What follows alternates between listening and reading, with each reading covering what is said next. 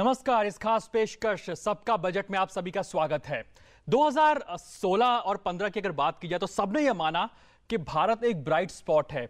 भारत सबसे तेजी से विकास करने वाली अर्थव्यवस्थाओं में से एक है। सबने भारत का लोहा माना, चाहे वो बात विदेशी निवेश की हो अगर बात करें, या फिर दूसरी तरफ अगर बात करें कि जो फंडामेंटल्स है भारत के काफी स्ट्रांग रहे। लेकिन एक चिंता सताती रही भारत को और सब परेशान रहे, वो है एक्सपोर्ट्स के मोर्चे पर। लेकिन वो भी इस वजह से क्योंकि जो ग्लोबल माहौल यानी कि जो वैश्विक मोर्चे पर जो उठापटक देखने को मिल रही है, उसकी वजह से भारत में भी जो एक्सपोर्ट सेक्टर यानी कि निर्यात है उसमें थोड़ा बहुत ऊपर नीचे देखने को मिला। लेकिन आज इस आधे घंटे के अंदर इसी बात पर फोकस करेंगे कि आगे सरकार के सामने, या फिर यूं कहिए कि वित्त मंत्री अरुण जेटली जब बजट बनाने बैठेंगे तो उनके दिमाग में क्या कुछ चल रहा होगा, क्या कुछ उनके जहन में होगा कि इस सेक्टर में नई जान फूंकने के लिए, एक्सपोर्ट को बढ़ावा देने के लिए वो क्या कुछ कर सकते हैं, जरूर वो जहन में रखेंगे। और इसी पर आज चर्चा करेंगे और बहुत ही दो खास मेहमान हमारे साथ जुड़ रहे हैं इस शो के अंदर। हमारे साथ मौजूद हैं बी सरकार, जो कि ईडी और सेक्रेटरी हैं ईईपीसी के। आपका बहुत बहुत स्वागत है सर। और हमारे साथ जुड़ रहे हैं डॉक्टर राकेश मोहन जोशी, जो कि प्रोफेसर एंड चेयरपर्सन है international collaboration of research division के। आपका बहुत बहुत स्वागत है सर। तो चर्चा की शुरुआत करें, लेकिन उससे पहले आपको बता दें हर बार की तरह एक जीके का क्वेश्चन आपके लिए। अगर आप अगले आधे घंटे में अपना आईक्यू बढ़ाना चाहते हैं, जीके बढ़ाना चाहते हैं, तो एक सवाल आपके सामने लेकर के आ रहे हैं। देखते हैं क्या कुछ जो सवाल है, वो सवाल आपको हम अभी बता रहे हैं, लेकिन इसका जो जवाब है वो हम आपको इस शो के अंत में देंगे। सवाल आपकी स्क्रीन पर है कि देश का पहला बजट भाषण कितने पैराग्राफ पे लिखा गया था। सही माने तो इसका जवाब मुझे भी नहीं पता है, क्योंकि हमारे जो प्रोड्यूसर है विभाकर जी, वो लगे रहते हैं रिसर्च वगैरह के अंदर। तो देखते हैं क्या कुछ निकल करके आता इसका जवाब। कितने पैराग्राफ का ये बजट भाषण था, पहला बजट भाषण अगर कहा जाए तो कितने पैराग्राफ का था इस पे, लेकिन इसका जवाब आपको आखिर में देंगे। लेकिन सबसे पहले कुछ अहम पहलू की अगर बात की जाए तो पहली 3 तिमाही के, यानी कि जो अगर भारत की बात की जाए तो एक्सपोर्ट्स में गिरावट देखने को मिली है। लेकिन वैश्विक मोर्चे में अमेरिका जैसी अर्थव्यवस्था, चीन की अर्थव्यवस्था, इसमें भी कहीं ना कहीं एक्सपोर्ट और इंपोर्ट के अंदर गिरावट देखने को मिली है। अगर पहली 3 तिमाही यूएस की बात की जाए तो उसमें हमने गिरावट आती हुई देखी। साथ ही साथ अगर चीन की बात की जाए तो चीन की जो आर्थिक, जो एक्सपोर्ट और इंपोर्ट के आंकड़े, वो भी कहीं ना कहीं सुस्त दिखाई दिए। लेकिन अगर अब भारत की हम बात करें तो 30 सेक्टर जो भारत के हैं उसमें से दिसंबर के अंदर देखा जाए तो 15 सेक्टर में गिरावट दर्ज की गई, यानी 15 सेक्टर नेगेटिव एक ट्रेंड दिखा रहे हैं इस समय पर। दिसंबर में भारत का निर्यात में लगभग 15% के आसपास की गिरावट आई है। लेकिन जो फार्मा सेक्टर को छोड़ा जाए, केमिकल्स और रेडीमेड गारमेंट्स की बात की जाए तो उसमें थोड़ी बहुत बढ़त जरूर देखने को मिली। लेकिन जो हैवी वेट्स हैं इस एक्सपोर्ट सेक्टर के, जैसे माना जाता है, जैसे कि James and jewellery, engineering goods, petroleum उत्पाद, इन तमाम सेक्टर्स के अंदर अच्छी खासी गिरावट देखने को मिली है। तो यही आज का एजेंडा हमारा रहेगा। लेकिन दोनों से एक व्यू लेना जरूर चाहूंगा कि ये हम सब मान रहे हैं। सरकार साहब, आपके पास आना चाहूंगा कि जाहिर सी बात है कि एक्सपोर्ट का सूरत काफी खराब है, ऑक्सीजन मांग रहा है लगातार एक्सपोर्ट सेक्टर। क्या वित्त मंत्री कुछ ऑक्सीजन दे पाएंगे इस बजट के अंदर? डेफिनेटली कुछ दे पाएंगे। एक बात मैं ये कहना चाहूंगा, इंजीनियरिंग सेक्टर में अराउंड 15% गिरावट आई है पहला 9 महीना में।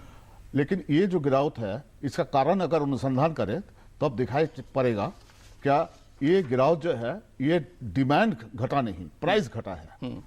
क्योंकि अभी तेल का प्राइस घट गया, अभी स्टील का प्राइस घट गया, ऑटोमेटिकली फिनिश प्रोडक्ट का भी प्राइस घट गया। डिमांड का बात करें तो हम लोग देखेंगे क्वांटिटी वाइज इतना गिरावट नहीं है जितना वैल्यू वाइज गिरावट है। डिमांड इंटैक्ट है, लेकिन आपकी जो वॉल्यूम से वैल्यू की बात की जाए उसमें कहीं ना कहीं गिरावट आई है। जी, आपके पास आना चाहूंगा सर। इस समय पे कई देश ऐसे भी है इस माहौल के अंदर जो कि एक अच्छी खासी बढ़त बनाए हुए। जो हमारी रिसर्च टीम है उन्होंने बताया कि वियतनाम जैसा देश हो गया, बांग्लादेश जैसा देश हो गया, वो इस उठापटक के माहौल के अंदर भी अच्छे एक्सपोर्ट्स नंबर दे रहा है। वियतनाम तो अब यह माना जा रहा है कि कहीं चाइना को मैन्युफैक्चरिंग के मामले में पछाड़ ना दे। तो क्या भारत को, या फिर वित्त मंत्री जब बजट बनाएंगे तो ऐसी कुछ चीजों को भी ऑब्जर्व करेंगे कि ऐसी वहां की कुछ पॉलिसीज को या भारत में इंप्लीमेंट किया जा सके? नहीं, देखिए उसके ऊपर इतना परेशान होने की जरूरत नहीं है, क्योंकि Vietnam comes with a very low base of export in compare to India. तो एक तो ये बात है, और दूसरा ये है कि भारत के अंदर मैन्युफैक्चरिंग जो हम एक्सपोर्ट करते हैं वो basically more or less they are the commodities that we export. तो उसके अंदर मेजर आइटम के अंदर जैसे आप देखिए पेट्रोलियम है, so you know petroleum exports there has been a fall because of China को कैसे ट्रीट किया जाएगा फॉर दैट मैटर? क्योंकि चाइना माना जा रहा है ग्लोबल हब है, एक्सपोर्टर्स ये भी डिमांड कर रहे हैं कि चाइना के साथ एफटीए साइन होना चाहिए। तो चाइना को जो एक्सपोर्टर्स हैं या फिर जो भारत है, किस तरह से ट्रीट किया जाए कि एफटीए साइन, क्योंकि माना जा रहा है कि काफी ज्यादा उसके अंदर एक ग्रोथ के ऑप्शंस आते हैं चाइना के साथ में। तो चाइना को कैसे ट्रीट किया जा सकता है इस समय पर? नहीं, एफटीए के अंदर अगर आप देखोगे कि अभी तक भारत ने जो एफटीए साइन किए हैं तो मोस्ट एफटीएज के अंदर इंपैक्ट पॉजिटिव नहीं हुआ है, ये तो आपने देखा है। और दूसरा एफटीएज के साथ प्रॉब्लम ये है कि basically we should be able to import the raw material rather than importing the finished goods. FTAs के अंदर प्रॉब्लम हमारी अभी तक ये हुई है कि जिसको इन्वर्टेड ड्यूटी स्ट्रक्चर हम कहते हैं कि फिनिश्ड गुड्स के ऊपर तो ड्यूटी कम है, रॉ मटेरियल पे ज्यादा है। इसलिए आप देखिए कि पिछले फाइनेंशियल ईयर में 7.4% जो है उसका शेयर था, specially the electronic and electric items. China के अंदर बेसिकली जो इंडिया चाइना की प्रॉब्लम ये है कि we are importing basically from China the manufactured goods, the consumer electronics, the electrical goods, the capital goods, what we are exporting to China. China को हम जो चीज एक्सपोर्ट कर रहे हैं उसके अंदर कॉटन है, उसके अंदर स्पेशली कॉपर है, we are exporting commodities. So there is a global slump in the commodities in the international market. जो और इसलिए इंडिया की जो प्रॉब्लम है, unless we focus on the manufacturing goods. और मैन्युफैक्चरिंग में जहां तक सवाल है कि जैसे मोदी जी की जो स्कीम थी प्राइम मिनिस्टर की, make in India, I think we need to make this scheme successful in case India want to compete in the international market. तो मेक इन इंडिया को हमें कहीं ना कहीं फोकस करना चाहिए, बिल्कुल। और उसको एक मैन्युफैक्चरिंग, अगर हमको भारत को हब बनाना है तो मेक इन इंडिया पे हमें खास फोकस करना चाहिए। चलिए अब बजट यात्रा की शुरुआत कर लेते हैं। आपको पता ही है इसके बारे में कि हमारे जो संवाददाता है देश भर के अंदर भ्रमण कर रहे हैं, वहां से आपके लिए कहीं ना कहीं कुछ ना कुछ ऐसी स्टोरीज लेकर के आ रहे हैं। सीधे आपको जैसे सूरत ले चलते हैं। सूरत का जो डायमंड पॉलिशिंग उद्योग है, दुनिया की मंदी से अछूता नहीं रहा है। मांग कम होने से निर्यात के जो बीते साल में भी कमी देखने को मिली है। तो बजट यात्रा में इसको भी दिखाएंगे, साथ ही जयपुर भी आपको लिए चलते हैं, वहां पे देखते हैं कि क्या कुछ जेम्स एंड ज्वेलरी का सूरत हाल है। ये दोनों आपको यहां पे दिखाते हैं।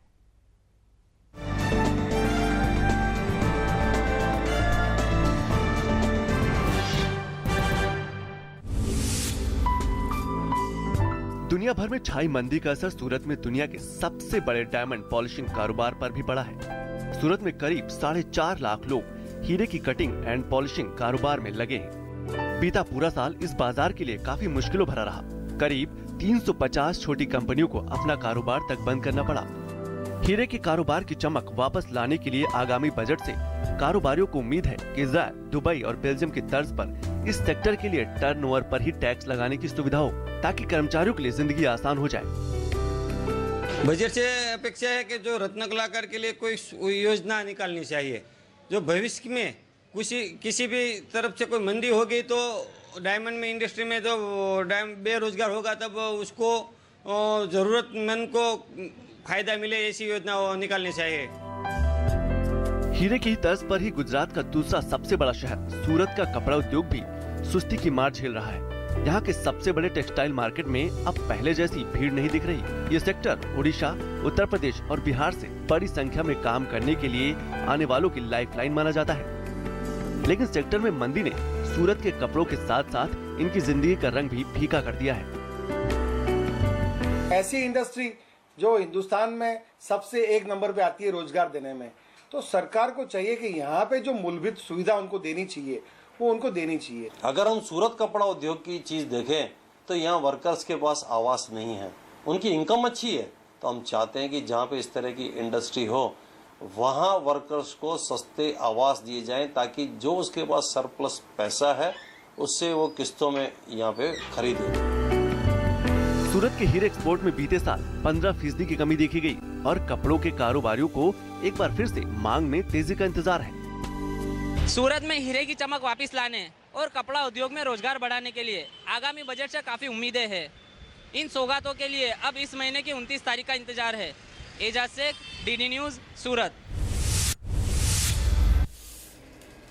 देश के विदेशी मुद्रा भंडार में हर साल करीब 16% का योगदान करने वाला रत्न और आभूषणों का कारोबार इन दिनों मंदी की मार से ठिठका हुआ है। उम्मीद की जा रही थी कि साल 2016 तक रत्न और आभूषणों का भारतीय निर्यात करीब 58 अरब अमेरिकी डॉलर और घरेलू कारोबार 40 अरब डॉलर के स्तर तक पहुंचेगा। लेकिन अब इस उद्योग को थोड़े संरक्षण की दरकार लग रही है। मेन कंपटीशन रहता है चाइना से।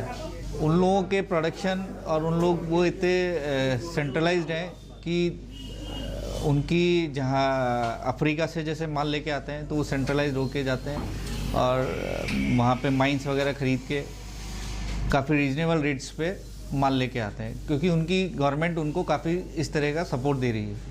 यहाँ पे हिंदुस्तान में इंपोर्टर्स को इस तरह की सुविधा बिल्कुल नहीं दी जाती। ये इंडिविजुअली जाते हैं और छोटे छोटे करके माल लेके आते हैं, तो उस वजह से हमारी इंपोर्ट की जो कॉस्टिंग है वो काफ़ी बढ़ जाती है। भारत में रत्नों का कटाई का कारोबार श्रम आधारित है, लेकिन अब चीन के हव्वे से मुकाबला करने के लिए तकनीक का साथ चाहिए, तो सस्ती बिजली की मांग भी उत्पादक कर रहे हैं। इस उद्योग की मांग है कि उन्हें स्पेशल टर्न टैक्स में छूट मिले और साथ ही मौजूदा 2 लाख रुपए के टर्नओवर पर पैन कार्ड की जरूरत को भी खत्म किया जाए। इंपोर्ट में ये समझ लीजिए आप, हर चीज़ महंगी हो रही है और एक्सपोर्ट घटता जा रहा है, कॉस्टिंग यहाँ पे महंगी होती जा रही है, चाइना की तरफ आदमी भगता जा रहा है, क्योंकि चाइना का प्रोडक्शन फास्ट है, वो मशीन मेड है, वहाँ पे इजी चीज़ें हैं, उनका प्रोडक्शन प्रोडक्शन बहुत काफ़ी कम है, वो अपने से कंपटीशन कर रहे हैं। रत्न निर्यातकों का मानना है कि निर्यात को बढ़ावा देने के लिए बाहर से आने वाले तैयार आभूषणों पर मौजूदा आयात शुल्क को बढ़ाकर 20 से 25% तक किया जाए। रत्न और आभूषण उद्योग मेक इन इंडिया का सबसे बेहतरीन उदाहरण है, क्योंकि अफ्रीका के कई देशों से कच्चा माल लाकर ये लोग यहाँ पर उसे तैयार करते हैं और दुबई जैसे देशों को इसे भेजते हैं। लेकिन मंदी के दौर में उस उद्योग को जरूरत है कुछ सहारे की, सस्ती बिजली की और थोड़े सपोर्ट की। कैमरामैन आरके के साथ Manjeet Thakur, DD news, Jaipur.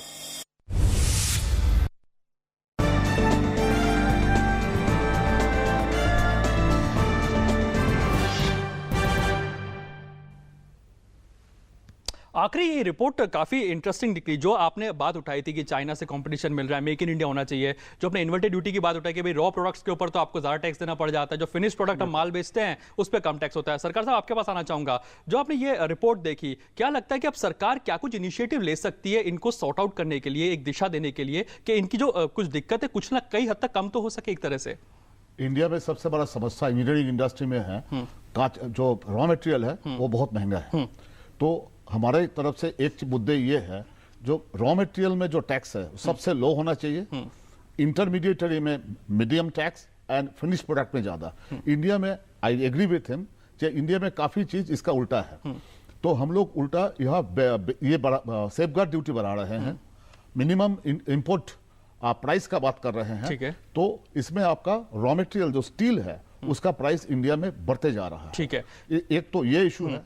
Then on ACZ में मैट का, ठीक है, इसके बाहर हटना है। ये आपने इंपॉर्टेंट पॉइंट उठाया, आपके पास आना चाहूंगा। देखिए, ज्वेलरी सेक्टर जो है हमारे लिए अत्यधिक इंपॉर्टेंट है and we need to protect specially the skill and craftsmanship of the people, what you have shown in Surat. Incidentally, out of 12 diamonds polished in the world, 11 are polished in India, and out of all those 11 the 70-80% 90% are processed in Surat is extremely important, I think, and the skill developed by these people have come through generations and we need to protect them.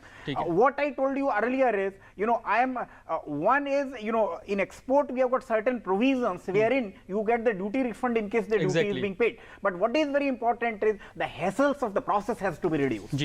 और China और दूसरा electricity, one is the Joshi ji, मैं उसी सवाल पे आ रहा था कि जब सर्विस टैक्स आपको रिफंड ही होना है, टैक्स आपका रिफंड ही होना है, तो वो लिया ही क्यों जाता है? तो एग्जेम्पशन देने की लगातार एक्सपोर्ट सेक्टर मांग कर रहा है। आप एक्सपोर्टर से बात करोगे तो सारे exporter, you meet any of these export organization, कहेंगे हमको ड्यूटी रिडक्शन कर दो, हमको टैक्स एग्जम्पशन कर दो, but I am personally not in favour of reduction और the taxation. If you want, the exporter of India don't need any subsidies. Exporter of India don't need any reduction. They need an environment where they can function. ठीक है, बिल्कुल बिल्कुल आपके point पे आऊंगा ना कि आप स्किल डेवलपमेंट की भी बात करें कि स्किल को प्रोटेक्ट करना है, मेक इन इंडिया की बात करें, दो इंपॉर्टेंट पॉइंट है, और ईज ऑफ डूइंग बिजनेस की भी बात कर रहे हैं. ये इस मुद्दे पे हम आएंगे आगे भी, लेकिन हम अब जरा चेन्नई और श्रीपेरुम्बदूर चल लेते हैं और वहां पे देखते हैं कि जो चमड़ा उद्योग है और जो कि ऑटो इंडस्ट्री है, उसकी क्या कुछ उम्मीदें हैं इस बार वित्त मंत्री अरुण जेटली से. भारत दुनिया का दूसरा सबसे बड़ा चमड़े के जूते और रेडीमेड कपड़े बनाने वाला बाजार है. अगर दुनिया भर में चमड़े के उत्पाद की बात करें तो भारत का योगदान 10% है. एमएसएमई को इस क्षेत्र की रीढ़ माना जाता है और इसमें से 80% योगदान एमएसएमई सेक्टर का होता है. चमड़े का उत्पादन भारत में लगभग $11 बिलियन के करीब है और निर्यात के लिहाज से यह एक महत्वपूर्ण सेक्टर माना जाता है.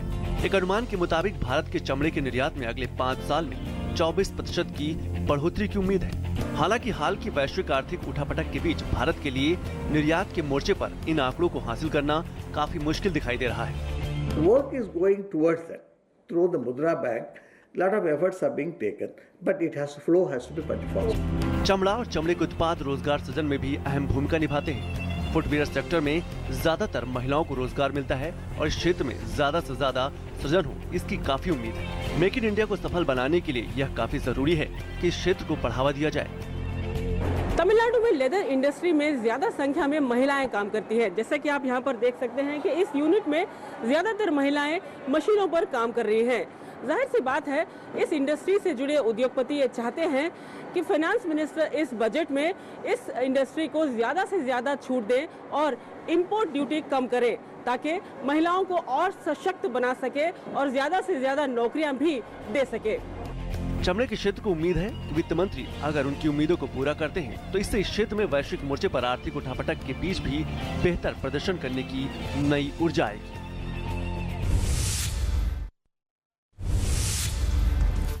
श्रीपेरुम्बदूर चेन्नई का बाहरी इलाका है। ये शहर कुछ सालों पहले तक धान के खेत से पटा रहता था। इसके बाद कोरिया की कंपनी हुंडई ने यहाँ कदम रखे। यहाँ कार बनाने के लिए पार्ट्स आयात किए जाने लगे, कार असेंबल होने लगी और धीरे धीरे श्रीपेरुम्बदूर से कारों का निर्यात होने लगा। साथ ही कार यहाँ बनने भी लगी। यहाँ अब ऑटोमोबाइल की 300 छोटे बड़े कारखाने हैं और यहाँ 30,000 कुशल लोगों को सीधे रोजगार भी दे रहे हैं। यहाँ कुछ दूरी पर ही फोर्ड मोटर का भी कारखाना है। कुछ साल पहले तक यहाँ कारें आयात की जाती थी, लेकिन अब स्थिति बदल चुकी है और अलग अलग कई मॉडल की कारें निर्यात की जाती हैं। श्रीपेरुम्बदूर अब इलेक्ट्रॉनिक्स और उड्डयन क्षेत्र के उद्योगों का भी केंद्र बन चुका है। यही वजह है कि चेन्नई एयरपोर्ट के साथ ही श्रीपेरुम्बदूर में भी एक हवाई अड्डे की मांग जोर पकड़ रही है। श्रीपेरुम्बदूर की तरक्की को पंख दिए पिछले कुछ सालों में सरकार की नीतियों ने। इसके बाद से आर्थिक प्रगति ने यहाँ कमान संभाल ली। साथ ही यहाँ 40 से ज्यादा इंजीनियरिंग कॉलेज और ITI के संस्थान भी बने। अब यह स्किल इंडिया के सफर में भी युवाओं को नई तकनीक के साथ जोड़ रहा है। आयशा खानम की रिपोर्ट, श्रीपेरुम्बदूर, DD न्यूज।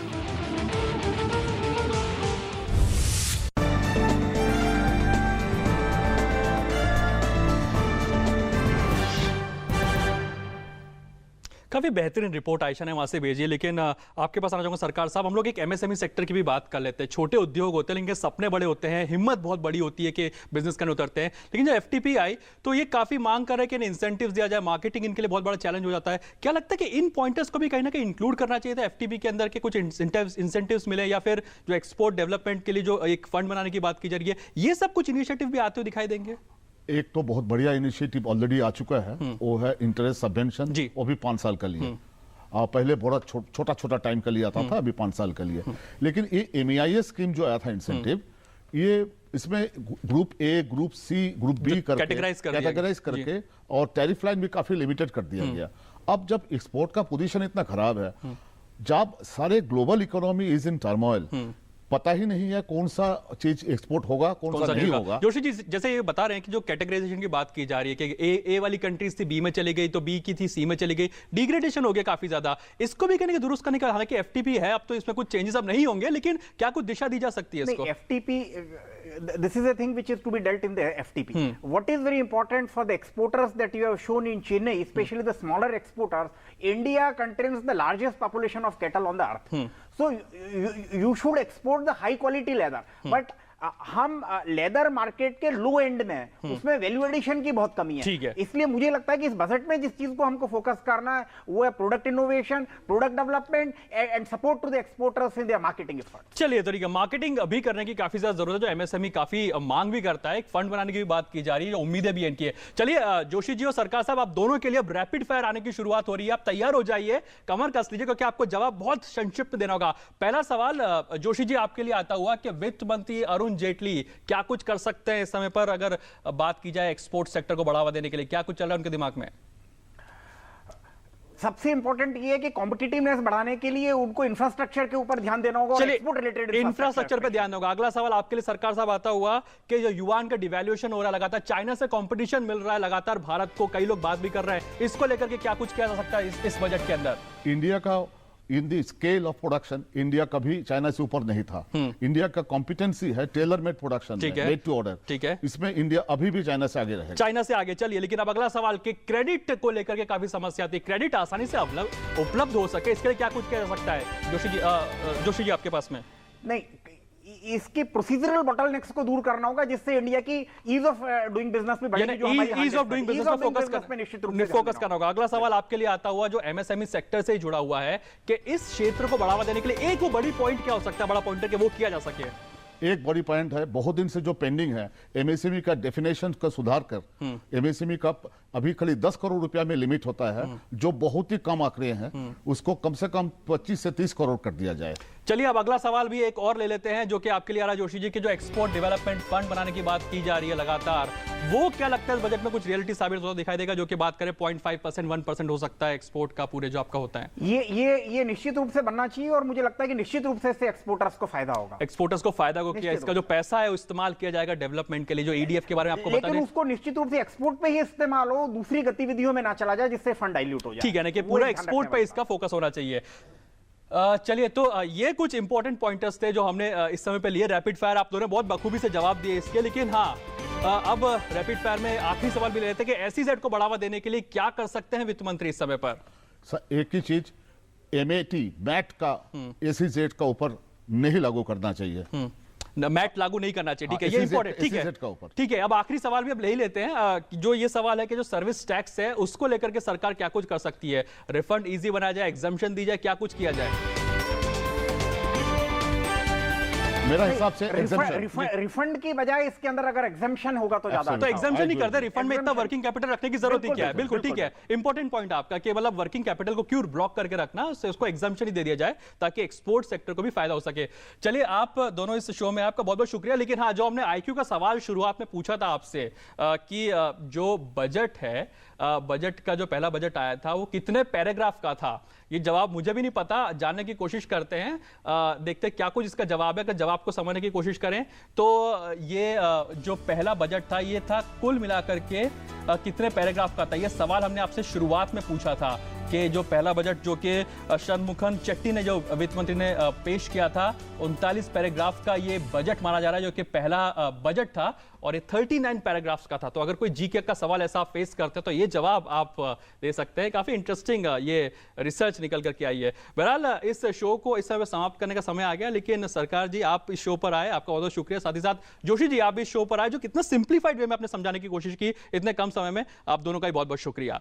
तो आज के इस अंक में इतना ही। सबका बजट उम्मीद यही कर रहा है इस समय पे कि जो एक्सपोर्ट सेक्टर है जो लगातार मार झेल रहा है, क्योंकि वैश्विक मोर्चे पे काफी ज्यादा उठापटक चल रही है, काफी जो उम्मीदें लगा बैठा है, उम्मीद यही की जा रही है कि शायद वित्त मंत्री अरुण जेटली इस बजट में कुछ ऐसा करे कि इस क्षेत्र के अंदर नई जान फूंकी जा सके। कल 7:30 बजे फिर से आपसे मुलाकात होगी एक नए विषय के साथ में। वो सेक्टर कौन सा होगा जिस पे हम फोकस करेंगे, इन तमाम सेक्टर पे हम लगातार जो बात कर रहे हैं इन मुद्दों पे हम बात करते रहेंगे। कल फिर से आप 7:30 बजे हमारे साथ जुड़ेगा। तब तक के लिए मुझे दीजिए इजाजत। नमस्कार।